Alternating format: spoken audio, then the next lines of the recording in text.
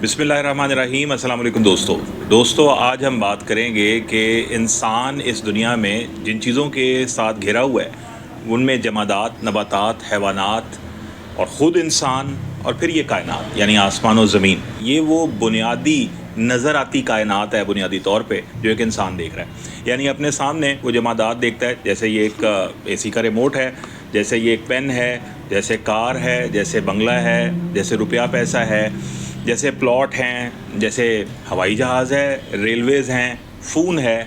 तो ये तमाम चीज़ें जो हैं ये जमादात में आती हैं। जमात जो है वो एक ऐसी चीज़ को कहते हैं जो जमूद का शिकार हो, ठहरी हुई चीज़ हो। आज देखने में ये आया है कि इंसान का जो शऊर है वो जिस चीज़ का कैदी हो गया है वो ख़ुद जमादात है। यानी इंसान जमादात का परस्तार है, जमादात की परस्तिश कर रहा है, जमादात को चाह रहा है, जमादात जमा करना चाहता है। जमूद ज़दा चीज़ें, क्रॉकरी से लेके हवाई जहाज़ तक सारी जमादात ही हैं। इंसान को शौक़ ये है कि चाहे ये चीज़ें ख़ुद ग्रो नहीं करती, इनकी कोई नशोनुमा नहीं होती, कोई नमू नहीं होती, कोई ग्रोथ नहीं है, उसके बावजूद वो चाहता है कि इसकी क्वांटिटी मेरे पास बढ़ जाए और उस क्वांटिटी के ऊपर फिर स्टेटस का तयन किया जाता है कि एक शख्स आगे निकल गया और एक शख्स ज़िंदगी की दौड़ में पीछे रह गया। यानी इंसान ने ज़िंदगी की दौड़ का बेसिक मुहर्रिक जो है वो जमादात का इर्तकाज़ और जमादात को जमा करना बना लिया है।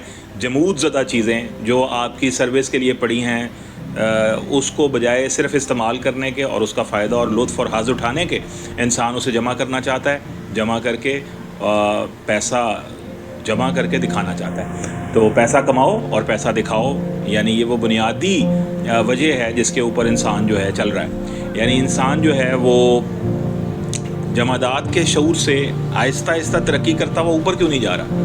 तरक्की उसको मालूम ही नहीं है कि उसने जमात से ऊपर कैसे जाना है। जमादात से ऊपर नबातात उसके मुंतज़िर हैं। नबातात वो दूसरी मखलूक है जो इस दुनिया में मौजूद है और इस दुनिया में ग्रो कर रही है। यानी उसके अंदर एक ग्रोथ पाई जाती है, पौधे से दरख्त बनता है, दरख्त को फल और फूल लगता है। लेकिन इंसान जो है कभी किसी पत्ते को पकड़ के उसकी मासूमियत को महसूस नहीं कर पाता। इंसान जो है वो किसी पत्ते, फूल, फल को खाता तो है, इस्तेमाल तो करता है, एग्जॉस्ट तो करता है, लेकिन उसमें ऐसा इंटरेस्ट नहीं लेता कि उसकी जमालियात को और उसकी लताफत को महसूस कर सके और अपनी पर्सनल फीलिंग्स के अंदर उस नबातात का, हयात का शऊर ला सके।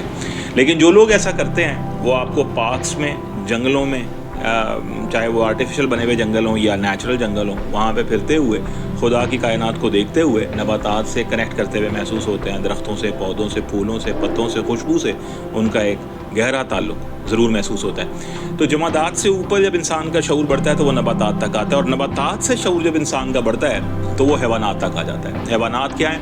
यानी बिल्ली है, कुत्ता है, आपके इर्द गिर्द पाए जाते हैं जिन्हें हम पेट्स कहते हैं। तो बिल्ली वो पहला, यानी हैवान की शक्ल में हैवानात जो हैं वो पहली मखलूक हैं जो हरकत करती हुई शऊर के साथ आपके साथ कम्युनिकेट करती हैं, आपको देखती हैं, आप पर धारती हैं, आपके साथ प्यार करती हैं, मोहब्बत करती हैं और नुकसान भी पहुंचा सकती हैं, जिन्हें हम हैवानात कहते हैं। चाहे वो शेर हो, चाहे वो ज़राफ़ा हो, ऊँट हो, बकरी हो, गाय हो, चाहे वो बिल्ली हो या चाहे वो कुत्ता हो, लेकिन इंसान जो है उनके साथ एक वाबस्तगी भी महसूस करता है, उनके साथ एक मोहब्बत और प्यार का रिश्ता भी होता है। अगर यकीन नहीं आता तो उन लोगों से पूछिए जिन्होंने पेट्स पाले और पेट्स के साथ जिस तरह की मोहब्बत लोग दुनिया में रखते हैं, उससे हम बखूबी अंदाज़ा लगा सकते हैं कि इंसान का शऊर जमादात से उठ के नबातात और नबातात से जब हैवानात पे आता है तो उसको कायनात में एक पहला हरकी ताल्लुक़ महसूस होता है एक मखलूक के साथ जिसको हम हैवानात कहते हैं। फिर इंसान जो है वो जमादात से उठकर नबातात के साथ और नबातात के साथ हैवानात के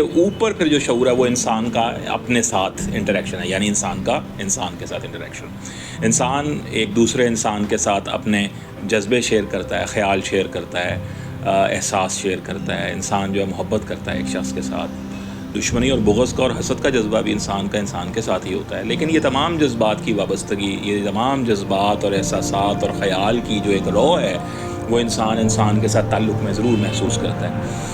अब ये वो बुलंद तर शऊर है जहाँ पे आके इंसान का एक बार शऊर एकदम रुकता है कि जमादात देख लिए, नबातात देख लिए, हैवानात देख लिए, इंसान देख लिए।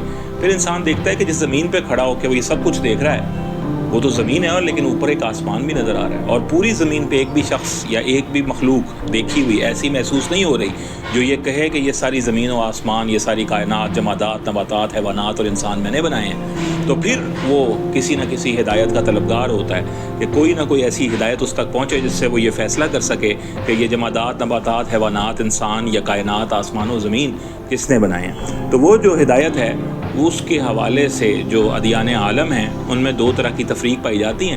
ایک وہ جو کہتے ہیں کہ یہ بت نے بنائے ہیں، یعنی کسی بت کی طرف اس کو ریفرنس دیتے ہیں، اور جب انسان دیکھتا ہے کہ بت تو پھر جمادات میں مجھے ڈالا جا رہا ہے تو وہ فوراً اس سے بری ہوتا ہے کہ نہیں، جماعت نہیں ہو سکتا، میں تو جماعت سے میرا شعور اوپر اٹھ چکا ہے۔ اور دوسرا شعور اس کو یہ آتا ہے کہ اگر یہ جو کائنات ہے یہ شاید کسی اندر کی اسپرٹ کی ہے، یعنی اس کے اندر بھی ایک اسپرٹ ہے، تو اس کو وہ اسپرچولیزم میں لے جاتا ہے۔ جیسے بدھزم ہے، وہ اندر ہی اندر اپنی اسپرٹ کے اندر اسپرٹ کے ساتھ کنیکشن محسوس کرتا ہے اور اس کے ساتھ ایک تعلق پاتا ہے۔ لیکن سوائے اس خبر کے جو دین ابراہیمی میں انبیاء کرام کے پاس آئی، جس کے ذریعے سے اس خبر میں ہمارے تک یہ خبر پہنچی کہ نہیں، غیب میں ہے وہ خدا جس نے ساری دنیا کو، جمادات، نباتات، حیوانات، انسان، کائنات، آسمان، زمین بنائے ہیں، وہ رب جو ہے وہ غیب میں ہے، تو پھر وہ پہلی سٹرائک انسان کو ہوتی ہے کہ یہ جو غیب کے ساتھ اس کا تعلق کیا ہے۔